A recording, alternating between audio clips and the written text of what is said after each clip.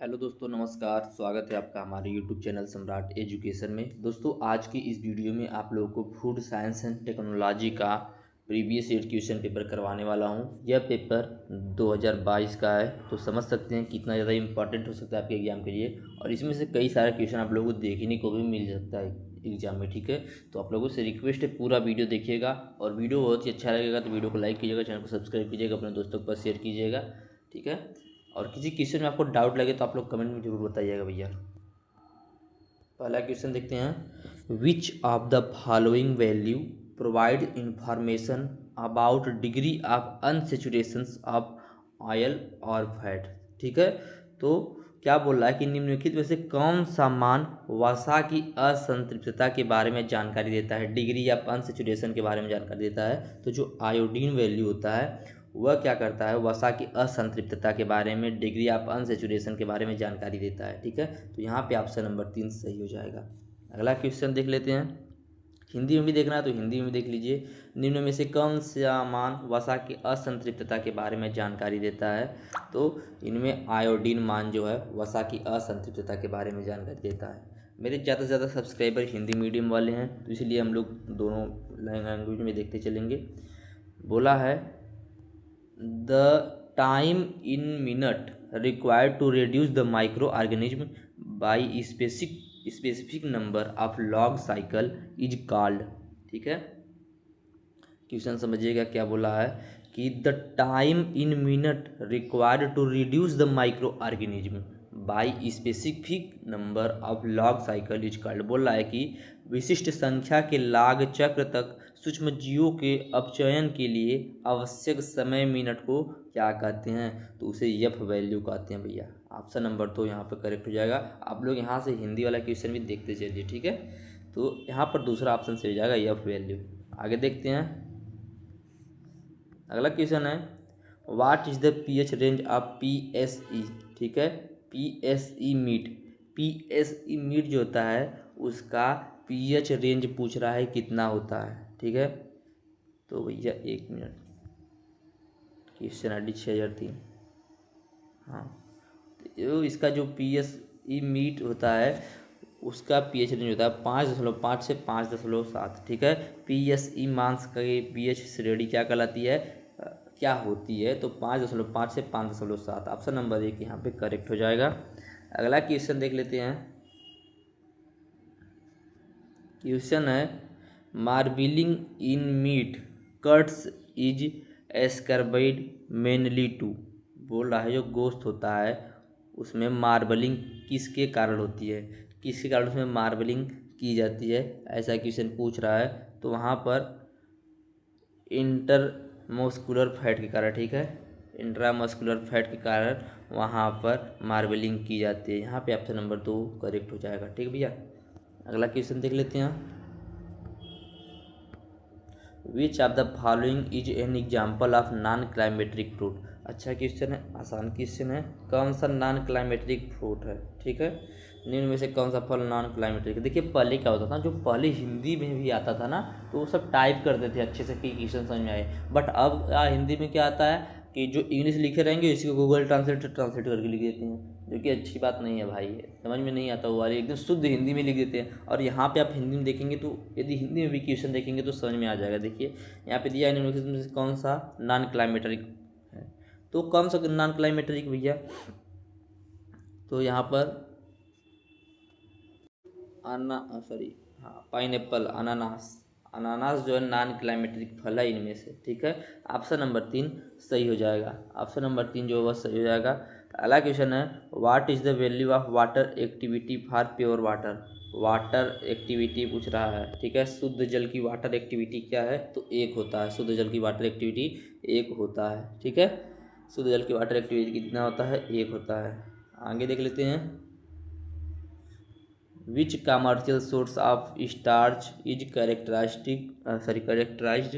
by largest granule size। बोल रहा है सबसे बड़े कण वाली स्टार्च किस व्यापारिक स्रोत की आवश्यकता होती है। तो आप लोगों को पता ही होगा, इनमें आलू, पोटैटो, ठीक है। ऑप्शन नंबर 1 यहाँ पर सही हो जाएगा, ठीक है। ऑप्शन नंबर 1 यहाँ पे सही हो जाएगा। अगला क्वेश्चन है which of the following enzyme is liquefying enzyme.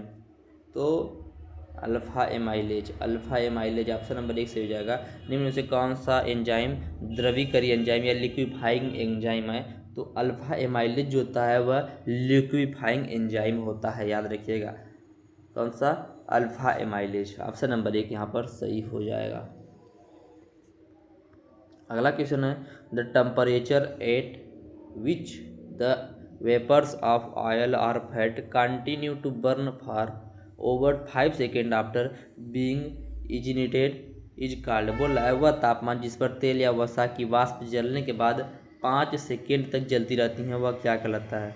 वह तापमान जिस पर तेल या वसा की वाष्प जलने के बाद 5 सेकेंड तक जलती रहती हैं, ठीक है। जलने के बाद कितने सेकंड तक जलती रहती हैं? 5 सेकंड तक जलती रहती हैं। तो उसका आंसर पूछ रहा है तो उसको बोलेंगे फायर पॉइंट, ऑप्शन नंबर 3 यहाँ पे से हो जाएगा फायर पॉइंट, ज्वलनांक, ठीक है, फायर पॉइंट। अगला क्वेश्चन देख लेते हैं। एस पर the 4th amendment regulation by फसाई FSSAI, इसका पूरा नाम आप लोगों को कमेंट में बता दीजिएगा भाई, मैंने कई बार बता दिया आप लोगों को, ठीक है। FSSAI the limit of calcium and magnesium in packaged drinking water, ठीक है। लिमिट पूछ रहा है फसाई के द्वारा कितना लिमिट रखा गया है, ठीक है। बोला है कि फसाई के मतलब FSSAI के चौथे संशोधन विनिमय के अंतर्गत पैकेज पीने के पानी में कैल्शियम और मैग्नीशियम की सीमा निम्नलिखित में से कौन सी है, ठीक है। इतनी सीमा रखिएगी, बहुत ज़्यादा इंपॉर्टेंट क्वेश्चन है, यह बात याद रखिएगा आप लोग। तो 75 ppm से 30 ppm, ठीक है। 75 ppm कैल्शियम और 30 ppm मैग्नीशियम जो है वह सीमा रखा गया है, याद रखिएगा। 75 ppm मतलब पार्ट्स पर मिलियन, ठीक है, पार्ट्स पर मिलियन। उसमें 75 ppm जो होगा वह कैल्शियम और 30 ppm मैग्नीशियम पैक किया जाएगा। तो ऑप्शन नंबर 2 यहाँ पे करेक्ट हो जाएगा। आगे देख लेते हैं अगला question. The green rot in egg is caused by chiefly by, caused chiefly by, ठीक है। तो अच्छा क्वेश्चन है यह भी, एक मिनट।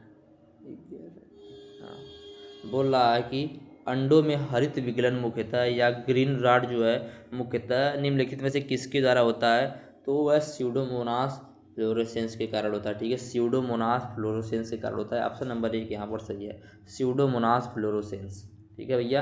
अगला क्वेश्चन देख लेते हैं।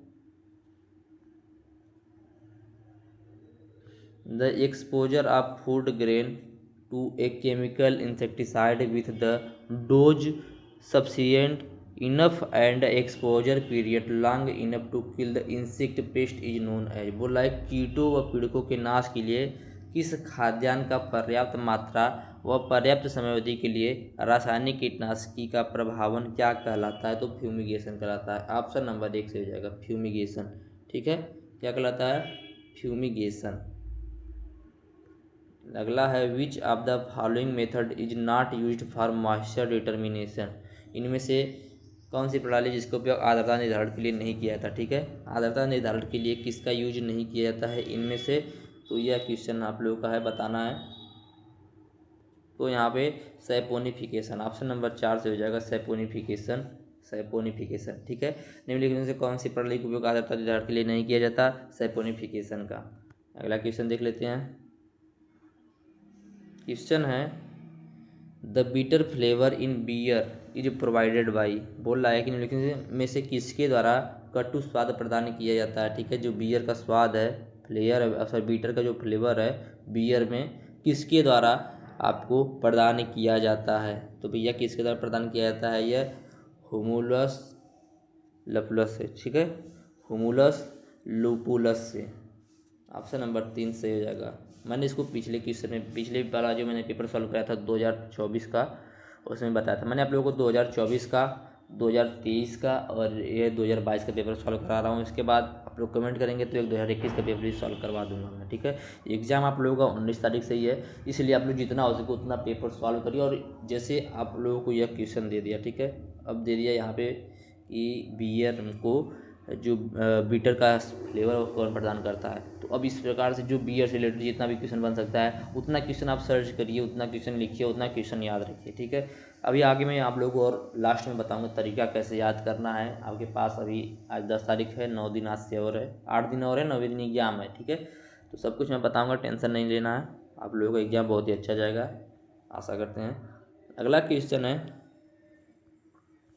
500 kg of paddy at 22% moisture content is dried to 14% moisture content for milling. Calculate the amount of moisture removed during drying. बोल रहा है कि 500 किलोग्राम धान जिसमें 22% की आर्द्रता की मात्रा नमी निर्धारित की गई है और शुष्कन 14% आर्द्रता मात्रा तक पेषण के लिए किया गया है, ठीक है, मतलब मिलिंग के लिए। शुष्कन के दौरान निकाली गई आर्द्रता का मान बताइए। शुष्कन के द्वारा निकाली गई आर्द्रता का मान हो जाएगा 46.51। ऑप्शन नंबर 1 से हो जाएगा 46.51। अब वैसे न्यूमेरिकल वाला क्वेश्चन बहुत ही कम ही उम्मीद है कि पूछे, लेकिन पूछ सकता है इसलिए बता दे रहा हूँ, ठीक है। अगला चिलिंग टेम्परेचर रेंज फ्रॉम द्रुत शीतन तापमान की प्रसार सीमा, ठीक है। चिलिंग टेम्परेचर पूछ रहा है भैया, तो चिलिंग टेम्परेचर 0 से 15 डिग्री सेल्सियस, 0 से 15 डिग्री सेल्सियस जो है वह इसका टेम्परेचर रेंज होता है, चिलिंग टेम्परेचर है, ठीक है। ऑप्शन नंबर 1 से हो जाएगा। अगला क्वेश्चन है FSSAI has recently reduced the level of trans fatty acid in fats and oil, ठीक है, फैट्स एंड ऑयल्स। बोल रहा है कि FSSAI ने हाल ही में वसा और तेलों में ट्रांस वसा अम्लों का स्तर कम किया है। कितना परसेंट कम किया है? तो 5% से 2%, ठीक है, 5 से 2% कम किया। ऑप्शन नंबर 2 यहाँ पर सही हो जाएगा भैया। अगला क्वेश्चन देख लेते हैं। Which of the following is not an adulterate in vegetable, ठीक है। बोला है निम्नलिखित में से कौन सी सब्जियों का उपमिश्रक या अडल्ट्रेंट नहीं है, ठीक है। तो कौन सा नहीं है? ऑप्शन नंबर 1 दिया है मेलाकाइट हरित, ऑप्शन नंबर ग्रीन, और दूसरा दिया है रोडामीन भी, अगला दिया है चिकोरी पाउडर, अगला दिया है कॉपर सल्फेट। तो यहाँ पर कौन सा ऑप्शन सी हो जाएगा? ऑप्शन नंबर सी से हो जाएगा चिकोरी पाउडर। चिकोरी पाउडर जो है सब्जियों में अडल्ट्रेंट के रूप में यूज नहीं किया जाता, ठीक है भैया। ऑप्शन नंबर 3 यहाँ पे सही हो जाएगा। अगला क्वेश्चन देख लेते हैं। Which of the following is an example of intelligent packing. तो यहाँ पर आप लोगों का ऑप्शन नंबर 3 से जगह pH indicator, patch on package, package में पीएच दर्शक पैमाना, ठीक है, pH indicator, patch on package. बोला निम्नलिखित में से अभिज्ञ पैकेजिंग या इंटेलिजेंट पैकेजिंग कौन सी है? तो पैकेज में पीएच दर्शक बोल सकते हैं, ठीक है। ऑप्शन नंबर 3 से जगह pH indicator, patch on package, ठीक है। आगे देखते हैं 20वां question. Which of the following proteins present in egg has antibacterial activity. बोल रहा है कि निम्नलिखित में से अंडे में उपस्थित कौन सी प्रोटीन में प्रतिजीवाणुक क्रिया है? तो किसमें है भैया? ये है लाइसोजोम में, ठीक है, लाइसोजोम में बोल रहा हूँ। ऑप्शन नंबर 4 यहाँ पे सही हो जाएगा लाइसोजाइम। ऑप्शन नंबर 4 जो है सही आंसर है, ठीक है। कोशिश किया जाएगा कि एक ही वीडियो में पूरा क्वेश्चन खत्म कर दिया जाए, ठीक है भैया। अगला क्वेश्चन है which of the following evaporators is considered the most appropriate for highly viscous food, ठीक है। बोल रहा है कि निम्नलिखित में से कौन सा वाष्पीकरण यंत्र अत्यधिक गाढ़े पदार्थों के लिए उपयुक्त माना जाता है? अत्यधिक जो गाढ़ा पदार्थ होता है उसमें उसके लिए कौन सा उपयुक्त माना जाता है, ठीक है। तो कौन सा सही आंसर है इसका? इसका सही आंसर है एजिटेटेड थिन फिल्म, ठीक है। एजिटेटेड थिन फिल्म जो है यह वाष्पीकरण यंत्र या एवापोरेशन के लिए अत्यधिक गाढ़े पदार्थों के लिए उपयुक्त माना जाता है। ऑप्शन नंबर 4 जो है करेक्ट ऑप्शन हो जाएगा। अगला क्वेश्चन 22वां question. The most abundant protein in egg white is. बोल रहा है कि अंडे की सफेदी में सबसे भरपूर मात्रा में उपस्थित प्रोटीन कौन सा है? एकदम कॉमन क्वेश्चन भैया, आप लोग अपने से ही बता सकते हैं, एल्ब्यूमिन, ठीक है। कौन सा? ऑप्शन नंबर 1 से जाएगा एल्ब्यूमिन, ठीक है, एल्ब्यूमिन। ऑप्शन नंबर 1 सही हो जाएगा। अगला क्वेश्चन है 23वां question. Which fraction of starch is responsible for blue colour with iodine, ठीक है।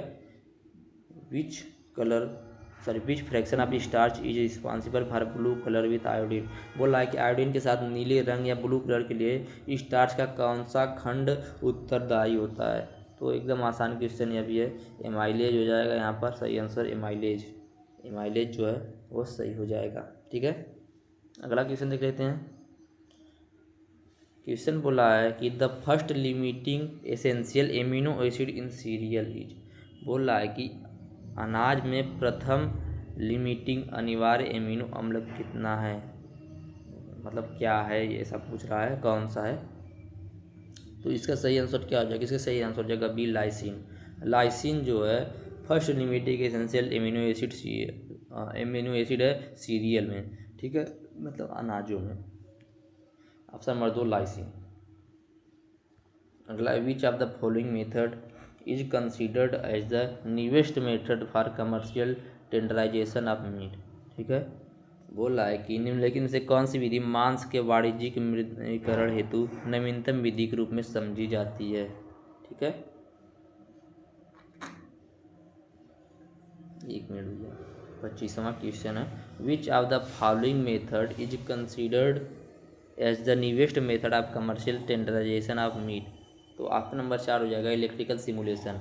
निम्नलिखित में से कौन सी विधि मांस के वाणिज्यिक मृदीकरण हेतु, ठीक है, कमर्शियल टेंडराइजेशन हेतु नवीनतम विधि के रूप में समझी जाती है। तो वैद्युत उद्दीपन या इलेक्ट्रिकल स्टिमुलेशन। ऑप्शन नंबर 4 जो है सही हो जाएगा यहाँ पर। आगे देखते हैं अगला question. The volume of unprocessed meat is due to. Unprocessed meat is due to बोल रहा है कि अप्रसंस्कृत मीट जो है का वॉल्यूम किसके कारण होता है। अप्रसंस्कृत मीट का वॉल्यूम किसके कारण होता है। तो ये किसके कारण होता है भैया, ये होता है ऑक्सीमायोग्लोबिन के कारण। ऑक्सीमायोग्लोबिन के कारण ऑप्शन नंबर 1 यहाँ पर सही हो जाएगा। अगला क्वेश्चन देख लेते हैं, 27वां क्वेश्चन। FSSAI, देखिए इससे कई सारे क्वेश्चन पूछा है। इसकी शुरुआत कब हुई थी आप लोगों को जानकारी रहनी चाहिए। ठीक है, किसके द्वारा की गई थी, किस मंत्रालय के द्वारा किस वर्ष में की गई थी, कौन कौन से इसके अंडर में आते हैं, इसने क्या क्या संशोधन किया, कब कब किया, ये सब जानकारी होना चाहिए। चलिए देख लेते हैं।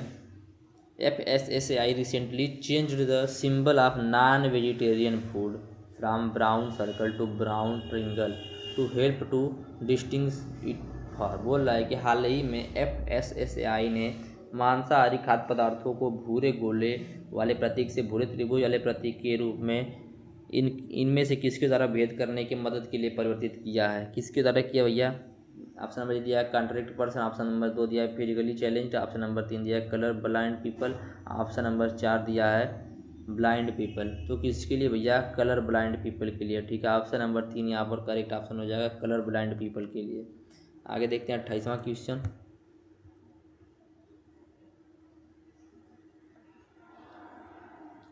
Coeliac patients are unable to consume. ठीक है, बोल रहा है कि सीलिएक पेशेंट जो होते हैं अनेबल टू कंज्यूम, यहाँ पे कौन सा ऑप्शन सही हो जाएगा।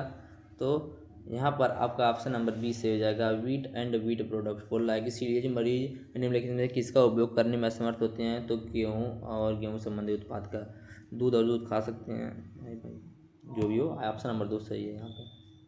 देखिए जो मैं आंसर सॉल्व आप लोगों को बता रहा हूँ ना, या मैं आंसर की से देख के बता रहा हूँ, इसीलिए मुझे देखना पड़ रहा है, क्योंकि अगर एक भी क्वेश्चन मैं गलत बता दिया और एग्जाम में वही क्वेश्चन आ गया तो बहुत बड़ी दिक्कत हो सकती है। इसके वजह से मैं देख रहा हूँ ध्यान से, पहले कौन सा ऑप्शन सही है उसके बाद ही मैं बता रहा हूँ। ठीक भैया, 29वां क्वेश्चन देख लेते हैं। On try basis soybean seeds contain around. ठीक है, बोल रहा है कि शुष्कता के आधार पर सोयाबीन के बीजों में निम्नांकित तत्व लगभग मात्रा में पाया जाता है। तो 20% लिपिड और 40% प्रोटीन पाया जाता है। ऑप्शन नंबर 1 यहाँ पर सही हो जाएगा। 29वें क्वेश्चन का ऑप्शन नंबर 1 सही हो जाएगा, 20% लिपिड और 40% प्रोटीन। आगे देखते हैं 30वां question. The most recently recommended method for determining protein quality is. Determining protein quality is, तो ऑप्शन नंबर 4 सही हो जाएगा, DIAAS। प्रोटीन की गुणवत्ता के निर्धारण के लिए हाल ही में किस में अनुशासित विधि कौन सी है। तो DIAAS। ठीक है, तो इसका पूरा नाम क्या था, इसका पूरा नाम होता है digestible indispensable amino acid score. ठीक है, इसका पूरा नाम होता है digestible indispensable amino acid score. ठीक है, यह प्रोटीन क्वालिटी मेथड होता है और मार्च 2013 में इसको food and agriculture organization FAO के द्वारा रिप्लेस किया गया था। ठीक है, याद रखिएगा। पहले पहले इसका पूरा नाम था, पहले इसको इससे जानते थे, ठीक है, लेकिन बाद में इसको रिप्लेस कर दिया DIAAS में। ठीक है, पहले इसका पूरा नाम भी जान लीजिए आप लोग। इसका पूरा नाम क्या होता है? Protein digestibility corrected amino acid score. इसका पूरा नाम था protein digestibility corrected amino acid score, लेकिन बाद में सन 2013 मार्च में FAO के द्वारा, फूड एग्रीकल्चर ऑर्गेनाइजेशन के द्वारा इसको रिप्लेस कर दिया गया किसमें? DIAAS में, जिसका पूरा नाम होता है डाइजेस्टिबल इंडाइसेबल एमिनो एसिड स्कोर। ठीक है तो यह बात आप लोगों को याद होनी चाहिए। चलिए आगे चल लेते हैं। बोलते बोलते लगातार जुबान लड़खड़ा जाती है भैया। अगला क्वेश्चन है, which of the following is not a reducing sugar? Which not a reducing sugar? तो सुक्रोज जो है नॉट रिड्यूसिंग शुगर है, तो आसान क्वेश्चन है। आपको चाहिए सरकार, रिड्यूसिंग शुगर कौन सा नहीं है? तो सुक्रोज जो है वह रिड्यूसिंग शुगर नहीं है। ऑप्शन नंबर 1 यहाँ पर सही हो जाएगा। 31वां क्वेश्चन हो गया। 32वां क्वेश्चन देख लेते हैं। The portion of water in food that does not freeze at low temperature and remain unavailable as solvent for additional solutes is termed as, तो बाउंड वाटर। बोल रहा है कि खाद्य में जल की मात्रा जो अल्प तापमान पर हिमशीत नहीं होती और अतिरिक्त विलय के लिए विलायक की तरह अनुपलब्ध रहती है, वह क्या कहलाता है? तो उसे बाउंड वाटर या बंधा हुआ जल बोल सकते हैं, हिंदी में बाउंड वाटर बोलते हैं उसे। ठीक है भैया, आगे देख लेते हैं अगला question. The protein fraction soluble salt solution is term as. बोल क्या रहा है? The protein fraction soluble in salt solution is term as. लवण विलयन में घुलनशील प्रोटीन भाग को क्या कहते हैं? लवण विलयन में सॉल्यूबल प्रोटीन भाग को या घुलनशील प्रोटीन भाग को क्या कहते हैं? तो उसे ग्लोब्यूलिन कहते हैं। ठीक है, ग्लोब्यूलिन। ग्लोब्यूलिन ऑप्शन नंबर 2 से हो जाएगा, ग्लोब्यूलिन। अगला क्वेश्चन है 34वां question. The chief characteristics of stale bread. ठीक है, तो इसका सही आंसर क्या हो जाएगा? सही आंसर हो जाएगा both low water holding capacity and shrinkage. बोल रहा है कि जो बासी ब्रेड होता है, ठीक है, मतलब 1-2 दिन का बासी ब्रेड का विशिष्ट लक्षण क्या है? तो दोनों अल्प जल धारण क्षमता और सिकुड़न। ठीक है, अल्प जल धारण क्षमता और सिकुड़न। ऑप्शन नंबर 1 और 2 दोनों सही है, तो यहाँ पर ऑप्शन नंबर 4 से हो जाएगा। ठीक है, आगे देखते हैं 35वां question. Which of the following is popularly known as tin free steel in food canning. बोल रहा है कि इनमें से किस खाद्य डिब्बाबंदी के संदर्भ में टीन फ्री स्टील के नाम से जाना जाता है? किसे टीन फ्री स्टील के नाम से जाना जाता है? तो steel base coated with chromium. Option number 1 से हो जाएगा। क्रोमियम के साथ लेपित स्टील बेस कोटेड को जाना जाता है किसके नाम से? टीन फ्री स्टील के नाम से जाना जाता है। ऑप्शन नंबर 1 यहाँ पर करेक्ट ऑप्शन हो जाएगा। आगे देखते हैं अगला क्वेश्चन है 36वां question. During wet milling of maize sulphur dioxide is mixed with steeping water of the reasons except. ठीक है, steeping water of the reason except, तो यहाँ पर ऑप्शन नंबर सी से हो जाएगा। To improve appearance of grains. To improve appearance of grains, option number 3 जो है वो करेक्ट हो जाएगा। बोल रहा है कि निम्नलिखित में से किन कारणों के अलावा मक्का को आर्द्र पोषण के समय सल्फर डाइऑक्साइड के जल में डुबोया जाता है? तो किसकी वजह से दोस्तों? 35वें क्वेश्चन का मैंने आप लोग को क्या आंसर बताया? To improve appearance of grains, अनाज रंग रूप में सुधार की वजह से। ठीक है, अनाज रंग रूप में सुधार की वजह से।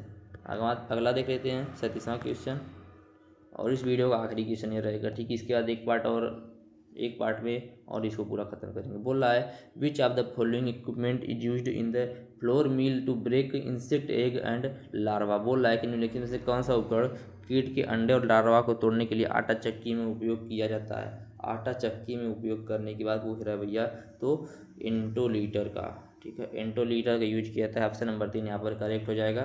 तो यह था आप लोगों का कुछ 35-37 इंपॉर्टेंट क्वेश्चन। आगे अगले वीडियो में हम लोग देख लेंगे 38 क्वेश्चन, और तो हम लोगों का पूरा टोटल जो है 75 क्वेश्चन कंप्लीट हो जाएगा। अब मैं आप लोगों को थोड़ा सा आइडिया बता देता हूँ कैसे पढ़ना है और कैसे क्लियर करना है। ठीक है, जैसे देखिए आप लोग को सिलेबस तो बहुत बड़ा है, अब आप लोग के पास इतना समय नहीं कि आप लोग सिलेबस पढ़ सकते हैं। उसके लिए आपको क्या करना है, सबसे पहले आप लोगों को प्रीवियस ईयर क्वेश्चन देखना है। जो भी जितना भी प्रीवियस ईयर क्वेश्चन आपको मिल रहा है 2022, 23, 24, 21, इन सभी का जो प्रीवियस ईयर क्वेश्चन आप लोगों को मिल रहा है, सबसे पहले इन पेपर को सॉल्व कर लेना है, ठीक है। और अच्छे से एकदम ध्यान से सॉल्व करना है, और क्वेश्चन से रिलेटेड और क्वेश्चन पढ़ लेना है। जैसे ये क्वेश्चन दिया है, अब इससे रिलेटेड कोई और क्वेश्चन है आप लोगों को जैसे आइडिया मिल रहा है कि ये क्वेश्चन है बन सकता है इससे रिलेटेड, तो उस क्वेश्चन को भी पढ़ लेना, ठीक है। पहली बात यह। उसके बाद आप लोगों को जो भी पढ़ रहे हैं वो क्लियर होना चाहिए, ऐसा ना कि फिर उसको दोबारा रिवीजन के लिए छोड़ें, क्योंकि अब इस टाइम जो आप पढ़ेंगे वो रिवीजन ही समझिएगा, ठीक है। दूसरी बात ये हो गई। तीसरी बात, आपको जो भी पढ़ना है एकदम ध्यान से पढ़ना है और क्लियर करते हुए जाना है। और मैं भी आप लोगों को बहुत सारा क्वेश्चन करवाने वाला हूँ। अभी आप लोगों का आज जो मैं पूरा पेपर सॉल्व करवा दूंगा, उसके बाद आप लोगों को मैं इंपॉर्टेंट जो क्वेश्चन आ सकते हैं एग्जाम में वह मैं करवाने वाला हूँ। तो आप लोगों से रिक्वेस्ट है कि आप लोग चैनल को सब्सक्राइब कीजिएगा। मैं आप लोगों को जो भी मैं आप लोगों को बताऊँगा, जो भी क्वेश्चन जो भी तैयारी करवाऊँगा, उन सभी का PDF भी आप लोगों के लिए फ्री है, ठीक है। तो आप लोग मैसेज करके उसका PDF भी ले सकते हैं। डिस्क्रिप्शन में व्हाट्सएप ग्रुप का लिंक, व्हाट्सएप नंबर दिया गया है। इसके लिए आपको सिर्फ चैनल को सब्सक्राइब करना होगा, स्क्रीनशॉट मार के आप लोग जो PDF है उसको ले सकते हैं, ठीक है। धन्यवाद, जय हिंद।